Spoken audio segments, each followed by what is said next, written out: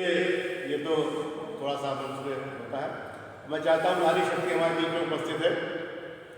श्रृंगार की कवित्री अक्सर होती हैं, गीत, गजल, छंद हर विधा लिख रही हैं।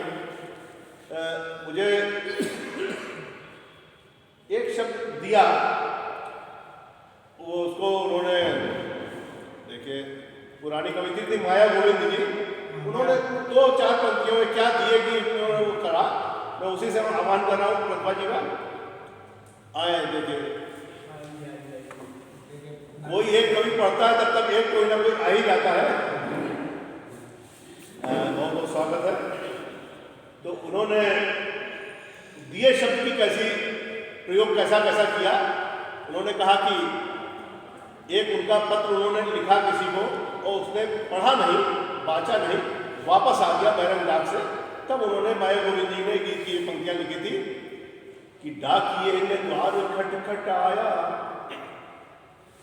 डाकिए ने द्वार खटखटाया, अनबाचा पत्र लौट आया, सांझ थी और हाथ में था सांझ का दिया, डाकिए ने द्वार तभी खटखटा दिया।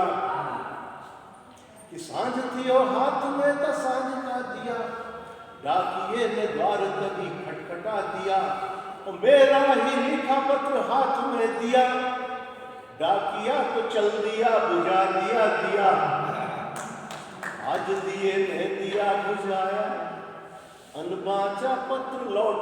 आइए प्रतिभा तालियां है और पाठ के लिए।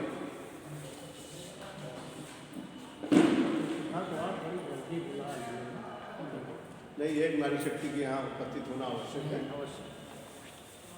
बुद्धि विद्या की अधिष्ठात्री देवी मां शारदा को प्रणाम करती हूँ, सम्मानित मंच को प्रणाम करती हूँ, आपकी उपस्थिति को प्रणाम करती हूँ।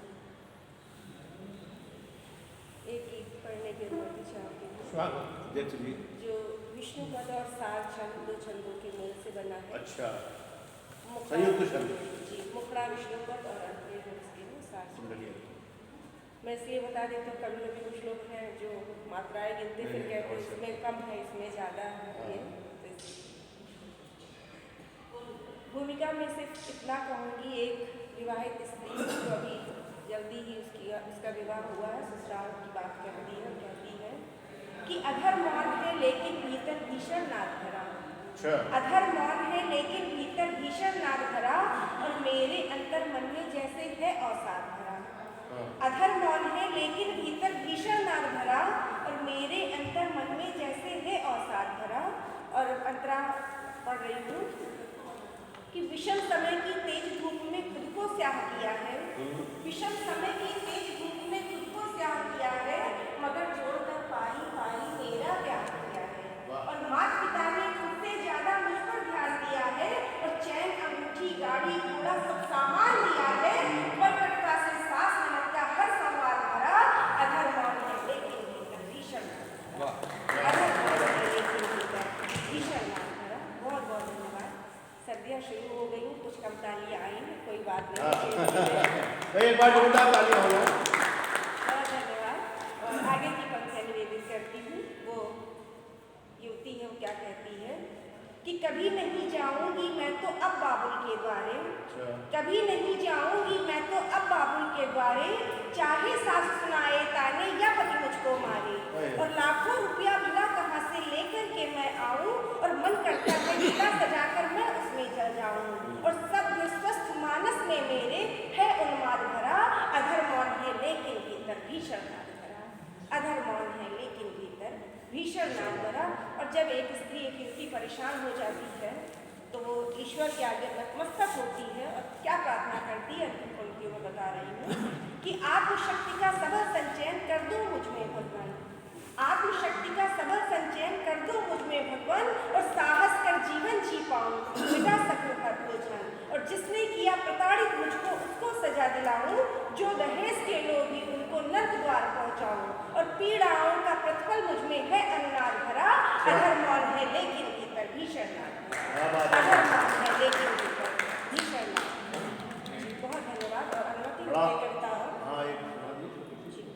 एक पुरानी रचना है, पढ़ने का मन है इसलिए पढ़ रही हूँ कविता। दहेज से ही संबंधित होगी है, बेटियों को समर्पित।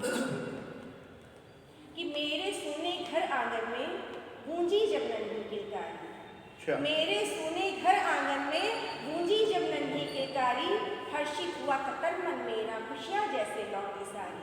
और उस गुड़िया के पापा ने फिर सबको बाटी खूब मिठाई, मेरे घर बेटी जन्मी है खुशखबरी ये सबको सुनाई।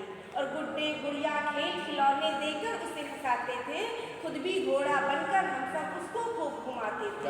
और अच्छी शिक्षा और हुनर से हमने उसे संवारा था, रूप रंग में कमी नहीं थी समय ने उसे निखारा था।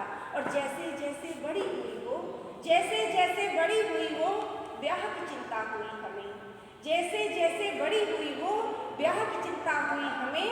द्वार द्वार हम गए मगर हर दर पर निराशा हुई हमें। हर लड़के वालों के मन में, हर लड़के वालों के मन में दहेज की ऊंची बोली थी, जिस कारण से उठ नहीं पाई अब तक उसकी डोली थी।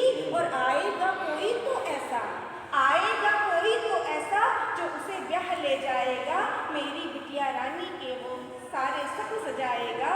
नहीं हुआ लेकिन कुछ ऐसा, नहीं हुआ लेकिन कुछ ऐसा, सपने सारे बिखर गए। नहीं हुआ लेकिन कुछ ऐसा, सपने सारे बिखर गए। और फांसी के फंदे पर उसके प्राण पखेरु निकल गए।